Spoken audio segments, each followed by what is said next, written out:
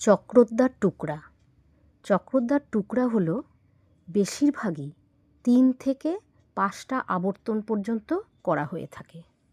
যে কোনো টুকরা বা ছোট বোল তেহাই যুক্ত হয়ে পরপর 3 বার করে সমে আসে, তাকে বলা হয় চক্রদ্বার টুকরা। চক্রদ্বার টুকরা সাধারণত টুকরা থেকে বড় হয়ে থাকে।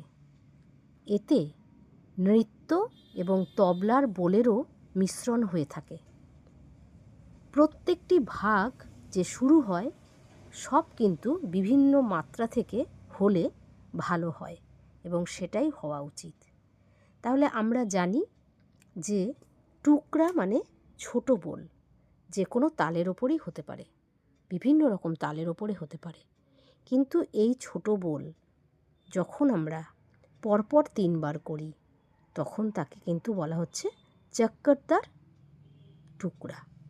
এরকম পরপর 3 বার করলেই সেই বোল হয়ে যায় চক্রদ্বার। সেটা চক্রদ্বার টুকরা, তোড়া, পারান যাই হোক হতে পারে। সেটা 3 থেকে 5টা আবর্তন পর্যন্ত কিন্তু করা হয়ে থাকে। শেষে কিন্তু তেহাই যুক্ত হয়। আর প্রত্যেকটা ভাগই বিভিন্ন মাত্রা থেকে শুরু হলে ভালো হয়। এটাই হলো গিয়ে